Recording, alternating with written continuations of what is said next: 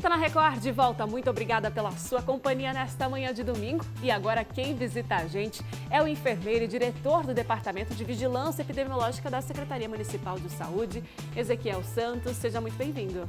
Eu que agradeço a oportunidade de estar aqui, poder colaborar com vocês. Fico à disposição. O prazer é nosso, viu? A gente vai te encher de perguntas, porque quando a gente fala de pandemia, né, gente, de Covid-19, surgem muitas dúvidas. A gente já está há quase um ano, podemos dizer assim, mas ainda assim sempre rola aquela pulga atrás da orelha, né?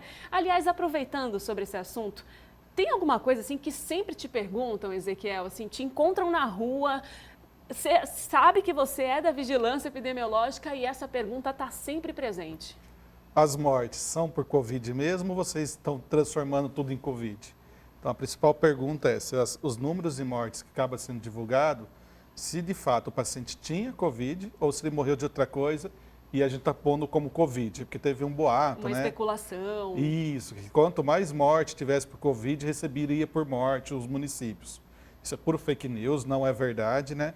Os casos que, quando encerram, infelizmente, as pessoas que morrem por Covid são encerradas, tem todo um processo de investigação. Então, a gente precisa do exame comprovando que a pessoa teve Covid mesmo, com exames em mãos, mais a declaração de óbito, que o paciente estava com suspeita ou ele era um caso já positivo de Covid declarado na declaração de óbito e a notificação compulsória. Então, geralmente, a gente sabe a notificação antes do paciente falecer, né?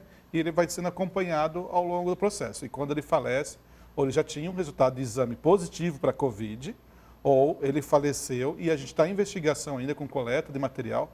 Muitas vezes, mesmo pós a morte, a gente coleta o material para poder elucidar esse caso. Então, os nossos, infelizmente, os 377 óbitos que a cidade tem, todos foram confirmados com exames laboratoriais que eram positivos para a Covid. Não é à toa que quando tem a divulgação, viu, gente, só para esclarecer esse assunto, sempre tem ali óbitos em investigação, porque é exatamente isso, né? Isso, que tem muito caso que foi a óbito, ou no resultado do exame ainda não saiu, ou a gente coletou na hora do óbito e estamos aguardando o laboratório processar esse exame para que a gente possa estar divulgando esse caso como positivo ou descartado. Exatamente. Olha, para a gente dar um panorama para você, quando a gente fala da cidade de Bauru, que é o que o Ezequiel responde, nós temos aí mais de 26 mil casos já foram confirmados da Covid-19 e destes, mais de 22 mil pacientes já se recuperaram, mais de 370 pessoas vieram a óbito e aí a gente está nessa fase agora de vacinação, né? Chegaram as vacinas da Coronavac, a vacina de Oxford da AstraZeneca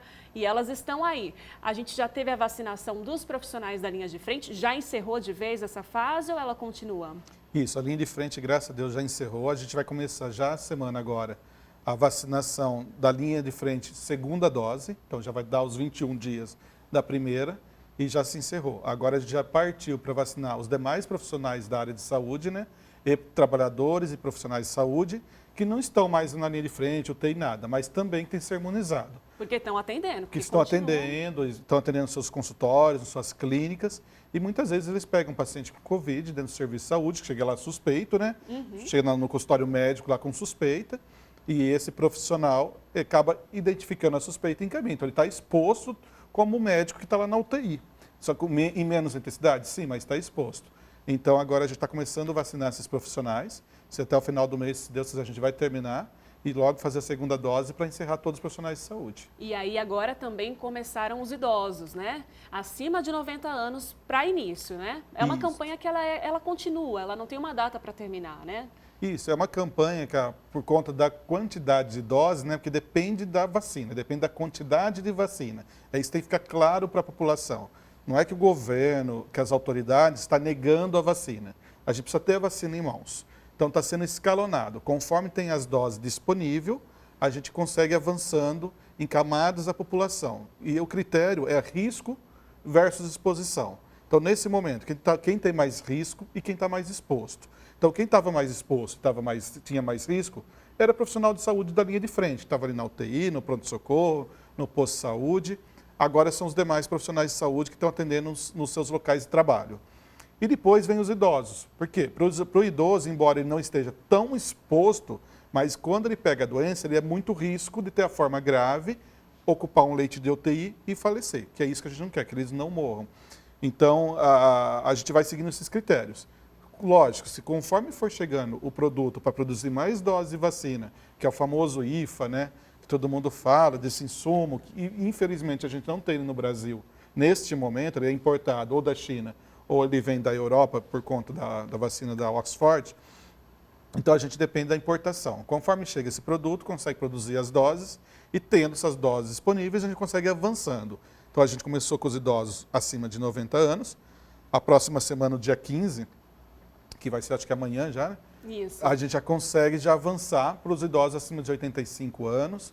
E se tiver doses disponíveis, a gente vai avançando até chegar aos idosos acima de 60 anos, se Deus quiser. Mas nessa segunda-feira, para os idosos 85 anos mais, tem vacina, tem dose disponível. Sim, vai ter vacina para eles, vai ter dose disponível e eles são já o próximo grupo a entrar e a gente já segue vacinando. Se tudo correr bem, provavelmente na próxima semana entrará um novo grupo para a gente já continuar vacinando. E aí é uma pergunta, né, de bastidores. Como é que funciona a logística de vocês? Vocês esperam na semana anterior receber as doses que precisam para então anunciar na outra semana o grupo que vai ser ou não, né? Ah, não temos doses disponíveis, não vamos vacinar nesse momento. É assim? Isso. É questões de semanas, assim, que vocês têm recebido novos lotes, novas doses? Isso, é uma logística bem curta para ser montada, né?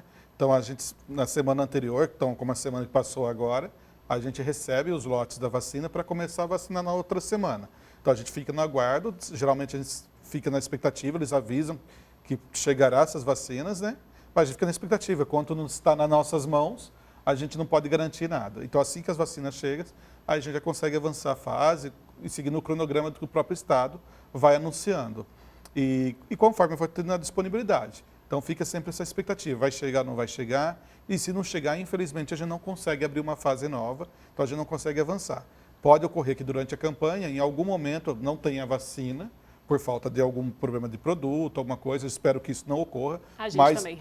a gente tem que ser realista, a gente está num momento complicado, num momento difícil, e a gente está dependendo do produto vir de outro país para chegar no Brasil, então questão de importação, de política, logística, pode ocorrer um imprevisto, a gente não ter a vacina em alguma semana e ficar no momento com essa vacinação paralisada. Por isso que a gente sempre comemora quando a vacina chega, gente, independente de qual seja, né? Seja vacina, seja insumo.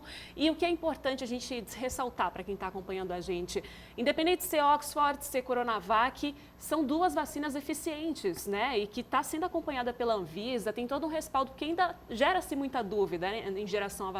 em relação à vacina. Será que eu tomo, não tomo, né? Vai me causar um mal-estar? Algumas pessoas têm relatado sintomas, o que é comum numa vacinação, né? Esclarece para a gente esses pontos, por favor. Sim, até me permita, acho que o principal evento adverso das duas vacinas está sendo a politicagem. Então a gente tem que tirar a política da vacina. A vacina é um produto científico. Ela é a principal arma, a principal ferramenta que há anos vem combatendo as doenças, né? Ela já mostrou as vacinas que são capazes de erradicar doenças. A gente tem a polio erradicada graças a uma vacina. Então, a gente tem já isso, a varíola erradicada no mundo. Então, a gente tem como provar que a vacina funciona. Não importa se é para Covid, se é para influenza.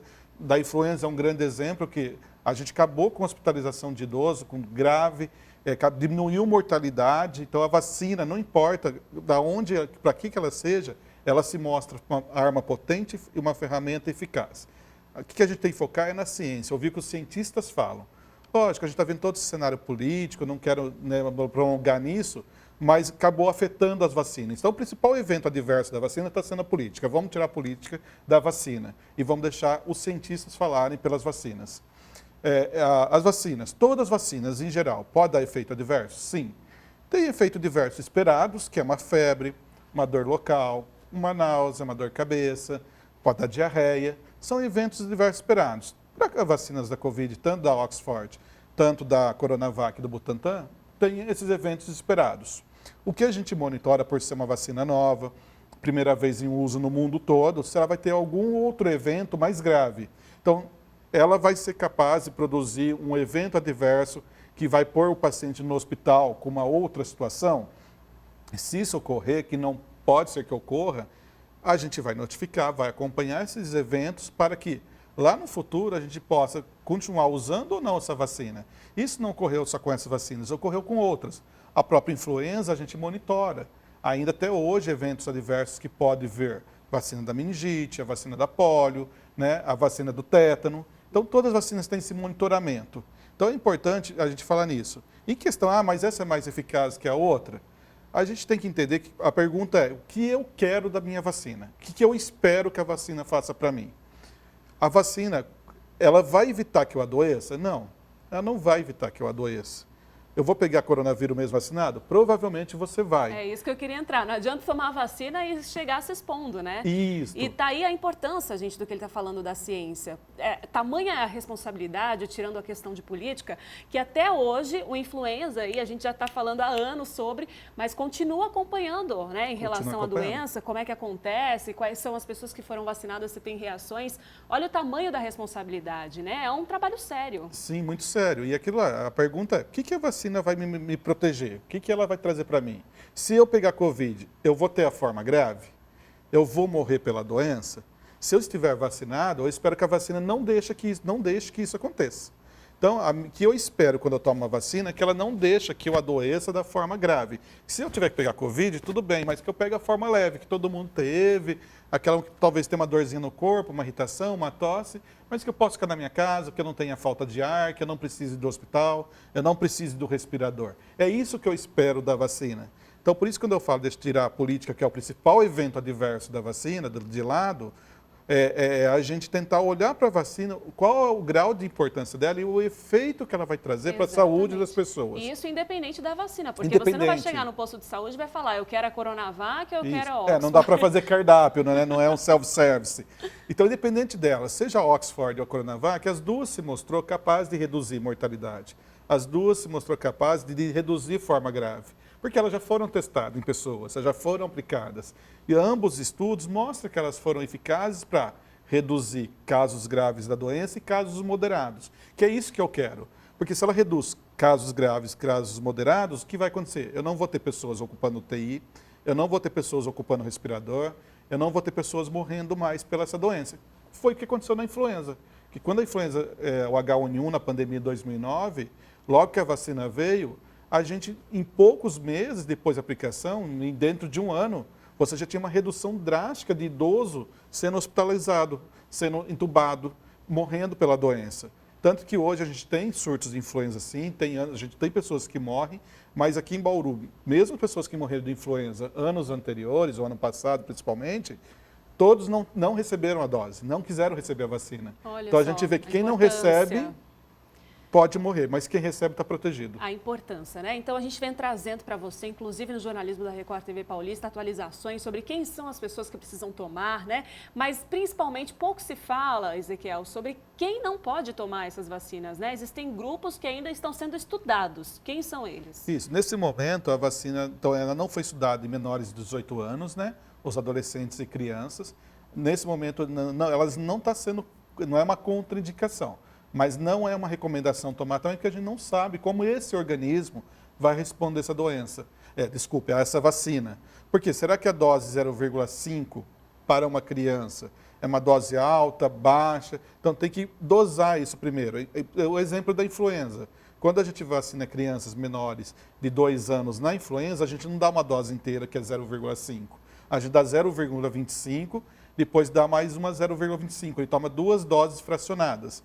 Né? Então a gente não sabe ainda como vai ser esse comportamento, porque talvez a gente dá uma dose 0,5 numa criança e ela pode ter uma reação muito grave, porque o organismo dela, de criança, ele não responde como um organismo adulto. Então esses estudos ainda precisam avançar. Outros grupos que ainda não foram estudados, né? Segundo a norma técnica, gestante, ainda a gente não tem estudos. O que mostrou que não tem grandes repercussões, né? Os estudos não mostram que foi feito em animais, in vitro, alterações fetal ou alguma coisa nas gestantes. Mas como não foi estudado ainda em seres humanos, por enquanto, nesse momento, a gente espera para esperar um pouquinho. Lógico, se o médico, junto com a gestante, avaliar o risco, o benefício, e ele quiser indicar, ele pode indicar, porque não é contraindicado. Só nesse momento a gente avisa, não foi estudado em gestantes ainda. Mas só não está contraindicado. Ainda que o médico indique, se eu chegar com essa indicação no posto de saúde, independente do plano de vacinação, estão falando dos idosos, mas eu tenho a prescrição médica, eu posso chegar no posto e ser vacinado? Se a gestante estiver no grupo, sim. Então, se ela estiver no grupo de profissionais de saúde, se ela for um profissional de saúde que esteja gestante, e o médico indicou lá, ele avaliou junto com essa gestante, que é profissional de saúde, que o risco dela é muito alto, aí se ela e o médico estão assumindo esse compromisso, ela pode tomar. Não está contraindicado, é só nesse momento que não recomenda. Então, crianças menores de 18 em geral? Isso, a gestante. Gestantes. E os demais, assim, pessoas que estejam com uma doença autoimune, com tratamento, não tem contraindicação também. Ele pode tomar, desde que o médico avalie o risco junto com esse paciente e ele prescreva. Que dependendo do tratamento, da doença, que ele pode ter um câncer, muitas vezes está em rádio, quimioterapia, em algum tratamento mais agressivo, muitas vezes ele pode até inativar a vacina, né? Então, é risco e benefício. Então, o médico, junto com esse paciente, vai fazer ali a avaliação e juntos vão decidir se vão optar tomar ou não e faz a prescrição, se tudo bem, vai receber a vacina. E pessoas que têm alergia a algum produto à vacina, né? Eu falo assim, mas é uma vacina nova, como que eu vou saber se eu sou alérgico a algum produto? Tem alguns produtos que, embora a vacina seja nova, ele é usado em todas as vacinas, que é de praxe em todas as vacinas. Igual a gente tem um produto que a gente chama adjuvante, que ele ajuda a fazer a resposta, a melhorar a resposta da vacina, que é o alumínio. Então, talvez tem pessoas que são alérgicas a esse produto. Então, aí ele está contraindicado a tomar. E se ele tomar a primeira dose e tiver uma reação grave que precisou ficar ou mais de 24 horas num serviço hospitalar ou de pronto-socorro, ou precisou ser entubado, aí ele não está recomendado, está contraindicado a segunda dose para essa pessoa nesse momento, porque ele tem alguma resposta que o organismo acaba fazendo essa vacina. São muitas informações, gente. Então, assim, Ezequiel, vocês têm alguma central, algum telefone para quem tem dúvidas em relação à vacina? Tá atendendo nesse momento? A gente pede para as pessoas, a gente tem na nossa página da prefeitura perguntas e respostas sobre a vacina, né? Eu tento alimentar toda semana ali. A gente pede para as pessoas também entrar em contato com o próprio serviço de saúde, a unidade básica, tem os enfermeiros que estão lá preparados para dar essas informações também. E, no caso, pode ligar na própria vigilância epidemiológica, nos telefones nossos, que já estão divulgados na página da prefeitura, para que a gente possa tirar dúvida quando necessário. Ou então, você que não é de Bauru, também entre aí na página da prefeitura da sua cidade, Vigilância Epidemiológica, e procure por esse telefone. São muitas questões, a gente também conte, viu, sempre com o jornalismo da Record TV Paulista para saber mais detalhes, a gente vai atualizando você. Mais uma última pergunta, quem não teve, ou melhor, quem foi contaminado pela Covid-19, pode tomar a vacina? Essa pergunta, será que eu posso, não posso, né? Pode tomar, desde que ele tenha tido Covid há mais de 30 dias. Então, se eu tive Covid agora, não deu 30 dias da data do meu início de sintomas, aí eu vou esperar dar essas 4 semanas, esses 30 dias para tomar a dose. É uma recomendação do próprio fabricante, do laboratório, né, do Butantan mesmo, que fez as pesquisas, para esperar esse intervalo. Isso por precaução, para não ter uma resposta imunológica mais exacerbada. O organismo já deu uma respirada lá do vírus mesmo e agora vai ter uma provocação novamente da vacina. E caso ele esteja com sintomas nesse momento ou positivo para a Covid agora, a gente vai adiar essa vacina. Então, se eu estou com um sintoma, o que eu vou fazer? Eu vou ficar ali isolado, eu vou coletar meu exame. Se o exame vier negativo e eu estiver assintomático, não tendo febre, não tendo nada, aí eu vou esperar umas 48, 72 horas e vou procurar minha vacina se eu estiver no grupo de vacina. Se meu exame vier positivo, eu vou terminar meu isolamento de 10 dias. Após o isolamento, contar da data do início dos sintomas, 30 dias para receber a dose. Muito bem. Ezequiel, a porta vai ficar aberta para você voltar mais vezes, porque são muitas questões, né?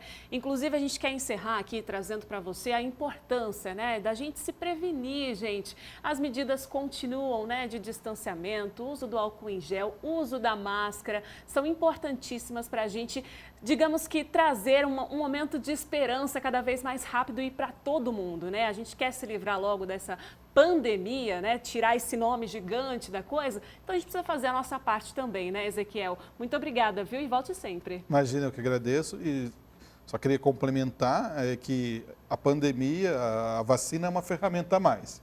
Só que essa conscientização das pessoas de manter as medidas sanitárias, que são bem simples, máscara, lavar as mãos e manter distância, tem que continuar até o momento que a gente fala, agora é o momento de retirar a máscara. Não é porque a vacina está aí que a gente já pode começar a fazer tudo como era antes, né? Ainda não estamos na normalidade, a gente espera retornar. Então, mas que as pessoas tenham consciência e continue fazendo as precauções necessárias. Isso, e sempre, gente, precisou sair, use as medidas de segurança, mas aquela hashtag pra gente lembrar, né? Fique em casa. Esse é o recado, então, do Visita na Record, que a gente vai encerrando hoje. Na semana que vem tem muito mais pra você, mais conhecimento. É às 9 horas da manhã aqui na Record TV Paulista. A gente se vê, um ótimo dia. Até lá!